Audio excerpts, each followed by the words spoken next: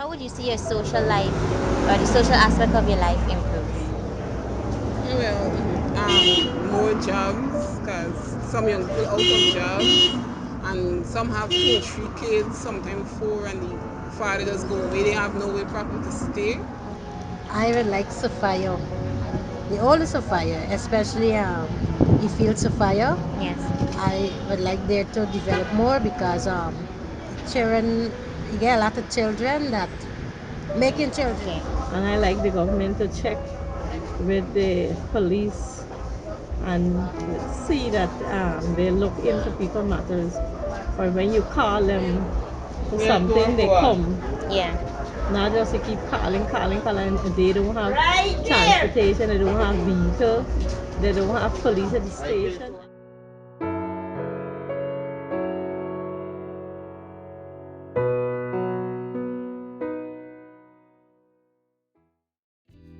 I think Guyanese women are highly intelligent and have a potential to be able to use that intelligence in a very significant way to improve the lives of the Guyanese people. Guyanese women have come through difficult times. Guyanese women have been highly involved in the making of this nation.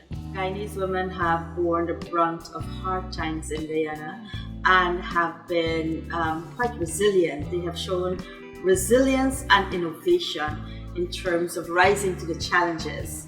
However, I do believe women are oftentimes encouraged in Guyana not to use their full potential. So, consequently, I feel women are less able to be assertive and more passive, probably based on a patriotic society in which we grew up, or which still exists in Guyana, which kind of dictates to us the roles that women play.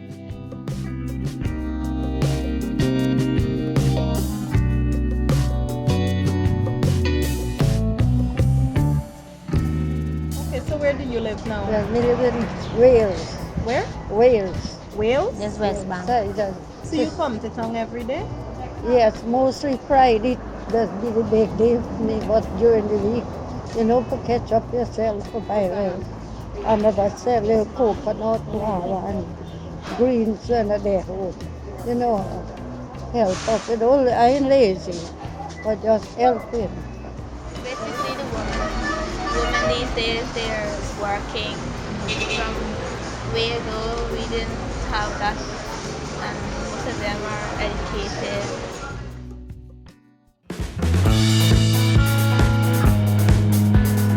What specific areas are the Guyana Responsible Parenthood Association focused on with regards to women? We are focused on women's rights, specifically those of reproductive and sexual rights. And sexual and reproductive health is still an area which needs to be developed more in terms of people's education. Okay, Monique's Caring Hands really focuses on promoting healthy lifestyles to the people of Guyana. When we talk about healthy lifestyles, we mean their participation in education, their participation in civic participation, wherein they get involved in the laws and how the countries run and the policies and the issues that affect them. But the most important thing is that I think people have to understand that Guyana has a large percentage of women, and that large percentage of women is the women that vote. And when women vote, when people vote, they give power, they have the power to make some decisions about what happens to them, their issues, etc. And how do you plan to approach a new administration on some of these issues? Well, with the new administration, we hope that they will, invest in sexual rights and reproductive rights. There are still many steps to go for us to be advanced in this area. Women, their lives are threatened when these rights are denied. And so we hope that steps can be taken where throughout this country, whether you're in rural or hinterland or urban areas, that you can have right to accessing the basics for your reproductive rights, and also in relation to sexual rights, and that we can change that conversation about sex to one that is healthy and wholesome for Guyana, and that women can lead the way in the change of this conversation. So we will be meeting with them and we'll have a scorecard that we will score them in reference. We'll be writing letters, we'll be doing emails, we'll be blogging, different ways in which we would get their attention because we have to make them accountable.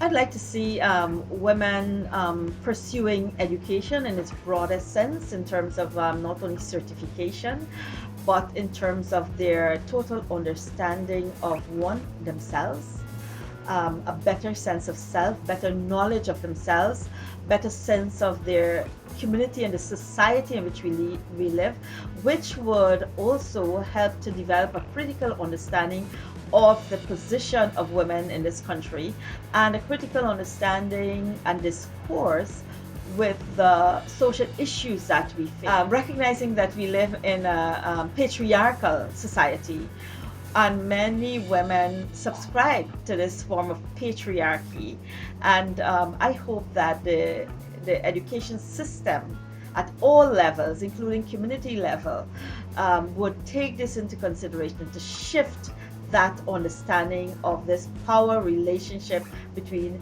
men and women, which will, I think, help tremendously in addressing like gender-based violence, which is a huge issue in Guyana. I think that women must generally take their place in society, engage in governance. They must also be at the table of peacemaking, peace negotiation during post-election. And I think it's important that women forge all alliances that they have to make a definite change in their situation in which they live in. They can no longer sit down and say, me getting involved because it don't affect me. It affects all of us. In Guyana. I'm also from the church, I'm a pastor, and I can tell you many religious women and men subscribe to women's subservient role and a relationship of power which puts man in a higher position. I am not advocating for women to be in a higher position. I am hoping to see a different understanding where we have a partnership approach, where women and men can work in partnership to solve some of these issues affecting people's lives and the nation as a whole.